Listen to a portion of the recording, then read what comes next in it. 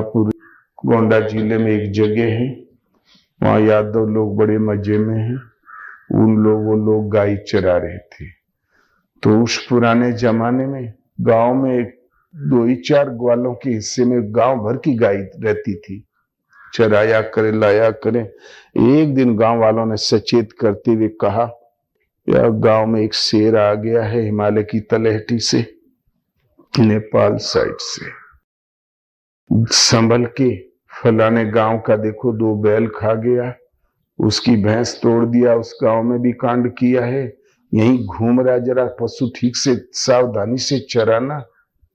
तो चरवाहे ने जब सुना कि शेर आया है और वो मुकाबला है, वो हमला कर भी सकता है, तो जो गोरू चराने वाली लाठी रख दिया और लोहबंद वाली लाठी ले लिया और चला गया।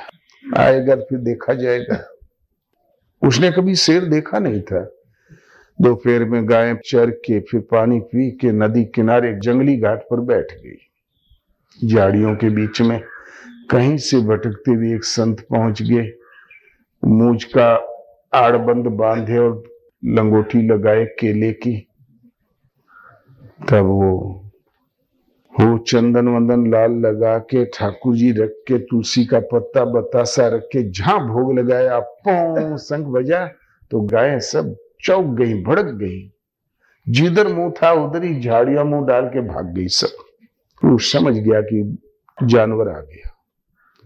अब जानवर ही है, जब ये सैकड़ों गाय भाग रही है बेतहासा, इसका कौन ठिकाना। तो दबे पांव पीछे से गया और एक लोबंद वाली लाठी मारा बल भर। एक की लाठी में तो महाराज की प्राण प्रतिष्ठा हो गई। और जो कुछ पोथी पन्हरा था लेके भागा।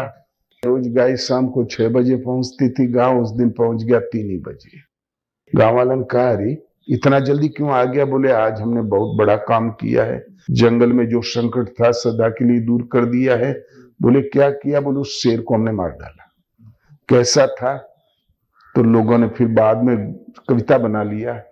गले रस्सी के 3 ताग, पंचिकुआ मारे गाय घाट, जाके फूके ते झूर हाड़ नरी आए, सो गैया कसन धर खाए। तो बोले, लागत है कोई साधु मार डाला या ब्राह्मण। भैया कोई बांधे रहा, तुड़ा के चलावा, जो कमर वाला रस्सा था ना वो दिखाया। तो बोले, लगता है कोई त्यागी महात्मा थे। महात्मा मरे पड़े थे। गांव भर मिलके फिर वहां पर उनकी अंत्येष्टि किया। वहां चबूतरा भी बना दिया, समाधि उनकी। और हर वर्ष वहां पर आज भी पूरी चढ़ती है।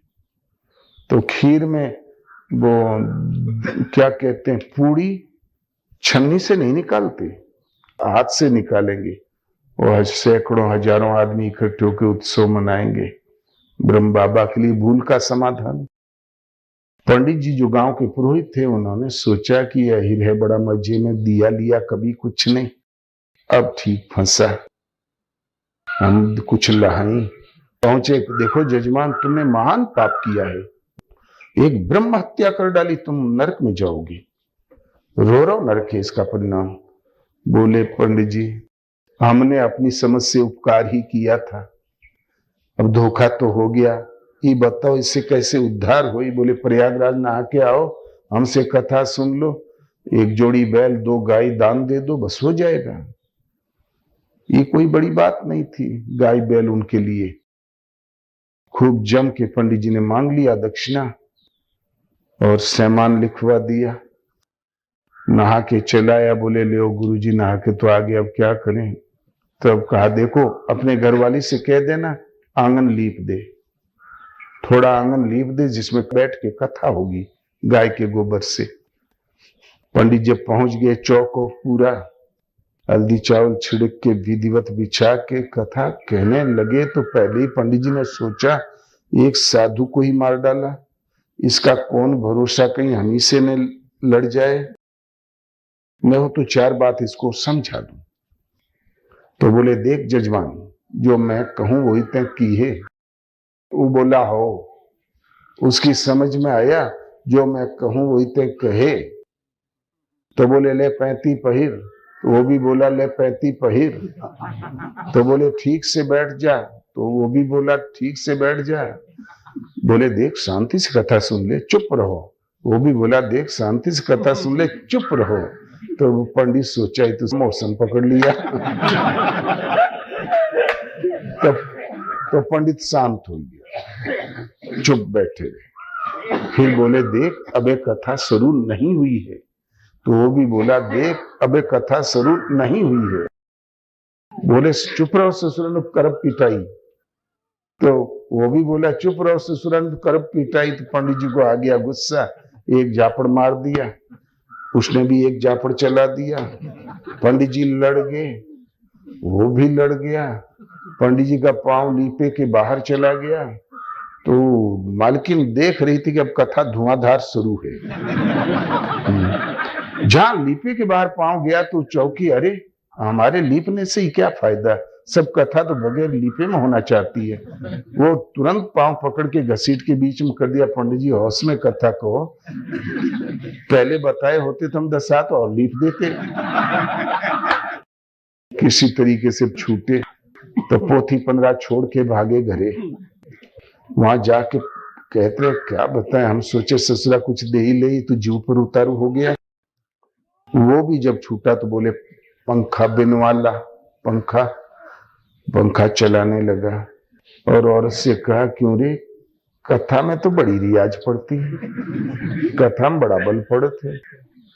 इतना बल कथा में पड़ता है तो पंडित जी 4-6 कथा कहते होंगे तो जिंदे कैसे। हमारो नस नस पीड़ा थे। पंडितों की बड़ी मेहनत पड़ी है, जो सीधा दिया, कायदे से दिया।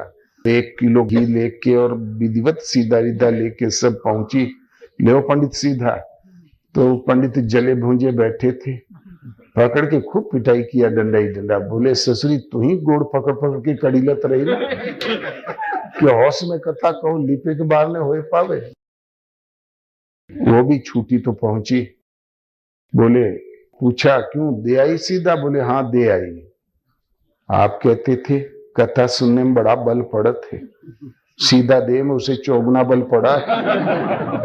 तब वो नहीं था पाए कि कथा हुई की मारपीट। तो जाके गुरु है आंधरा, चेला निपट निरंध, अंधे अंधा ठेलिया दो कूप पड़ंतु। जिसके गुरु अंधे, चेला निपट अंधा था ही, अंधे ने अंधे को सहारा दिया, 2 कूप पड़ंत। गुरु करे जान के, पानी पिए छान के, रास्ता चले देख के, कोई ऐसा जीवन में काम न कर दे, आजीवन सोचनी हो जाए कभी चित्त से न उतरे। बिना विचारे जो करे सो पाछे पछताए, काम बिगाड़े आपनो जग में होए हंसाए।